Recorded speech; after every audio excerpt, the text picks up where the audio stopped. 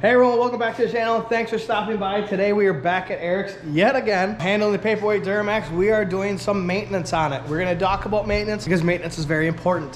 Today we're going to be doing a transmission fluid change, transfer case fluid change, fuel filter change, and we're also going to be doing an oil change. Now I'm going to talk about everything while we do it. I'm not going to necessarily show you exactly step by step of how to do everything because it's very simple. I've done oil changes in the past, but right here we're going to start off with our oil change. It's probably the first thing we're gonna do, and we have Shell Rotella T4. We typically go with an AC Delco filter, but people were sold out, so we went with a Wix filter, and this is the number you need for a Wix filter if you're going to use it for our trucks. We do T4, and then we run Stiction Eliminator. Now Eric already did a first treatment of 4 ounces per 1 quart, so now we did a 2 ounces per 1 quart, or regular treatment on this. It's very good stuff. You cannot go wrong with it. It definitely quieted his truck down a lot, made it run a lot smoother. I personally do about 2 treatments of friction reducer every year, but other than that I run Stiction Eliminator with every single oil change. So we're gonna go ahead and do the oil change first, and then we'll talk about our transmission. All right, so we're gonna start off and at least show you what millimeter it is, and this is a 16 millimeter if you're using an OEM plug, but this is not gonna stay.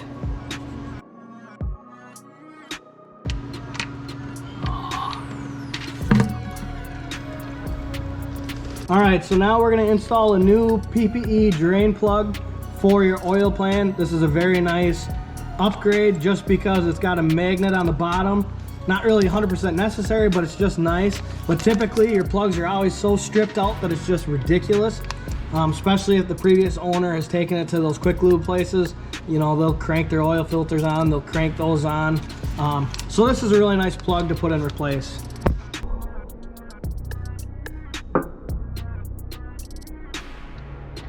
Make sure you have your copper washer on every time you do it though. And the new plug is also a 16 millimeter.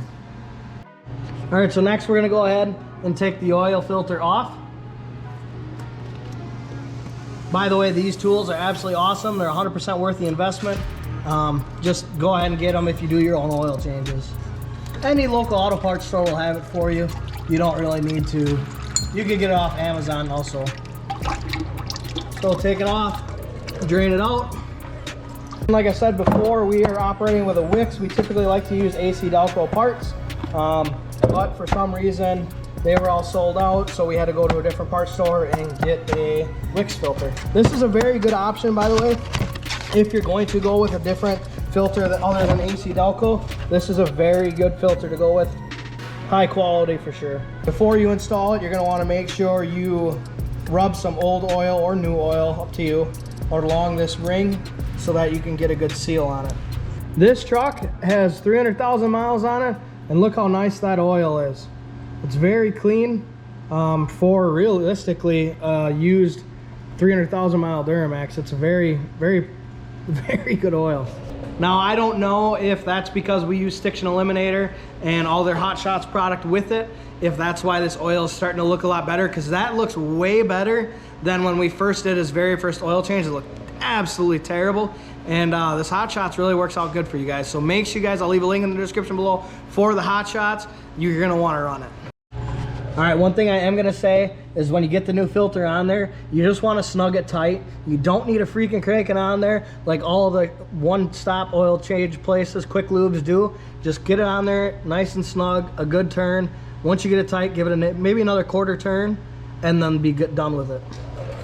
All right, so now I know we should just drain the transmission and the transfer case right now, but we give the oil to somebody who burns an oil furnace, and we don't want to drain all that other stuff into this oil. So we're gonna go ahead and just drop it down. We're gonna fill the oil up. We're gonna get the oil change all complete. We're gonna pick it back up because we do have a lift and it's a lot easier to do that. And then we'll do the oil change and the transfer case at the same time. So we're gonna go ahead and fill the truck up. We pre-put our Stiction Eliminator in there. You know, this is 10 quarts. It's 20 ounces of Stiction Eliminator. We already got it in our jug. Unfortunately, they didn't have the nice 10-quart jug, so we got 3 separate jugs. We're gonna go ahead and fill this up and get that taken care of. All right, so now that we've got the oil change done, we've got it all filled up to the right spot. One thing that nobody really shows you, you need to reset your oil, change oil thing, majig, your oil percentage on your truck. It's very simple. Turn the vehicle to run and then hit the gas pedal 3 times within the first 3 seconds, and it will reset your oil change for you. All right, so before we continue with the transfer case fluid change and the transmission fluid change, we're going to go ahead and change this fuel filter. Now the fuel filter part number is all right there. Screw it. Right there for you guys. There is your part numbers. First things first is you're probably going to want to get your tire off just to make life a little bit easier, and then you got to take your inner wheel fender well out. All right, so first things first is we're going to unplug this water separator sensor, and then you're going to go ahead and get a wrench on your fuel filter here, and you're going to turn it, get it started. Eric's just going to go in after it by himself. And there you go. And then if you didn't buy a new one of these, you're going to want to spin that off so you can reuse it. We pre-broke it loose, so don't think we just have massive man hands that can handle that. But you're going to want to put that on the new one.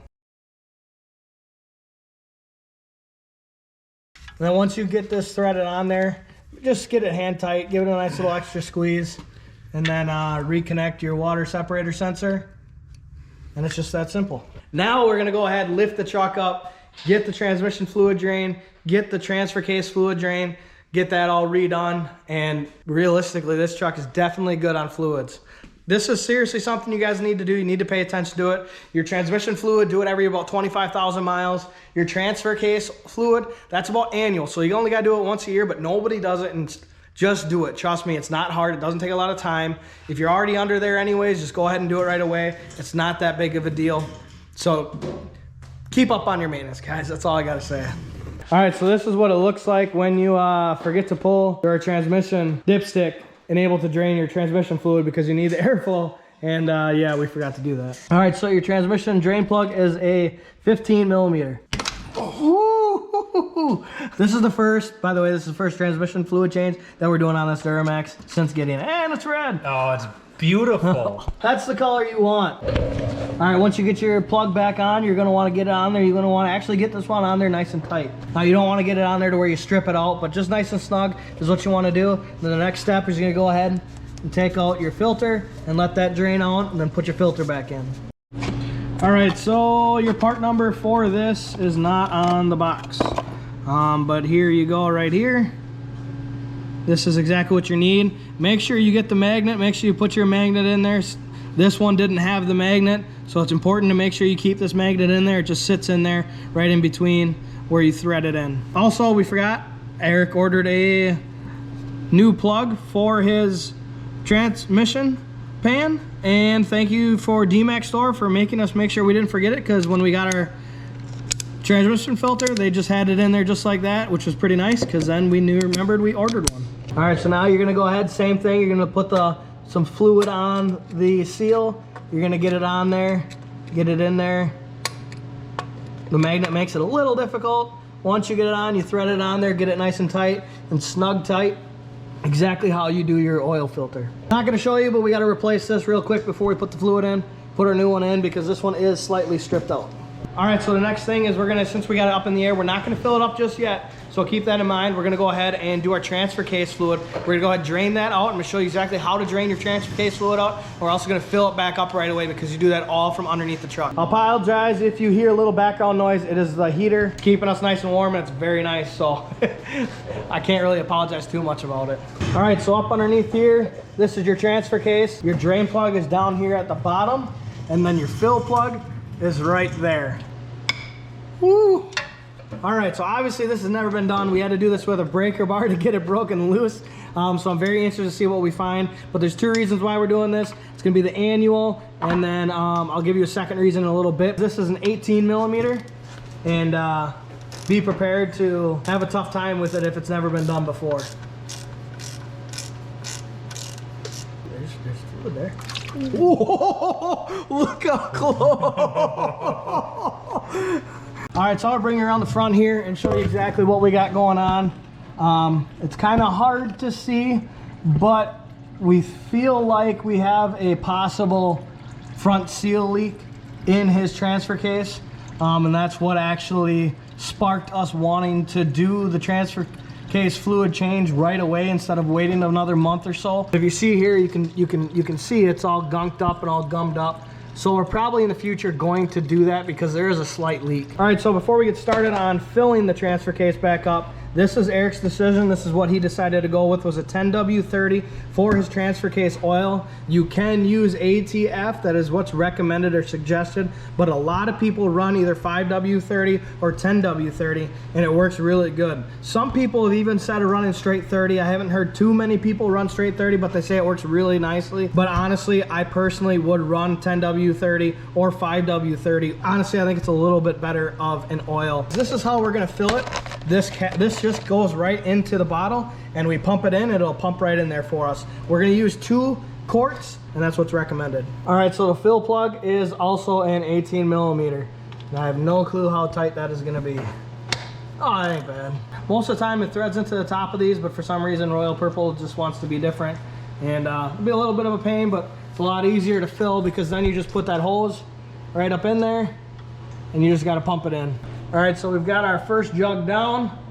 Well, we got to replace it with our second jug again. This, we're putting in 2 quarts for the transfer case. Now that we've got the transfer case filled back up, the plugs back in, Eric's dropping the truck down now. We're gonna go ahead and fill it up with our transmission fluid that we're gonna put in for Allison. So one thing Eric just pointed out to me, I didn't know he did this. So he actually got this as a package. From dmaxstore.com. I'll leave a link in the description below, and they sent all this as just a straight up package for him, so you can't go wrong with it. I didn't know that. That's really cool that they offer that, and they offer different packages. He said whether you have a deep pan or a regular pan, they'll get you set up to what you exactly need. Now, when able to fill it, it may seem a little weird for you guys if you've never done it before.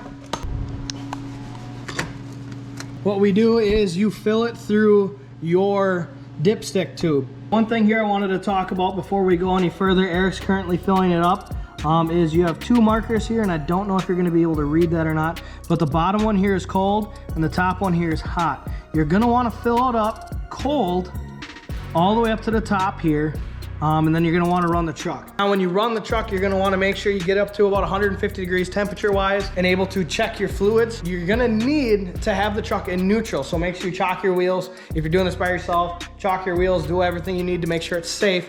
You're gonna put the truck in neutral, get it up to 150 degrees temperature wise, and then you wanna get it in between the 2 lines of hot. You wanna get it right in between, right in the sweet spot of the word hot, the 2 lines there, get it right in between there, and that's all you have to do. But like I said, it has to be in neutral. You cannot have it in dry, you cannot have it in part because you're pressurizing the system. So you gotta have the pressure off of the system and able to make sure you get the right proper fill level. One thing you gotta remember to do, so once you replace your fuel filter, I completely forgot to mention this because we wanted to wait till the end. You need to release your bleeder screw, and then you got to prime your bulb here to get all your fluid, to get your bowl filled back up. So now that we got everything ready to go. Eric's truck's happy, Eric's happy. Seriously guys, maintenance, I cannot emphasize how serious maintenance is. You got to keep up with these vehicles if you want them to last a long time and you want them to be reliable. That is said for every single vehicle you own. Make sure you guys stay tuned for Wednesday's video, not next week, for Wednesday's video. I do believe we're gonna be tackling some tie rods. I don't 100% know that for sure or not, but we'll see. I'm pretty sure we'll be tackling some tie rods on Eric's truck.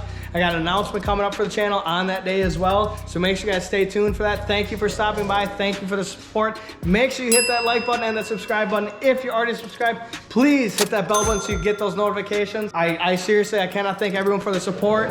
It's been a great ride so far, and like I said before, time and time again, I'm excited to see where this takes us, so we'll see you guys on Wednesday.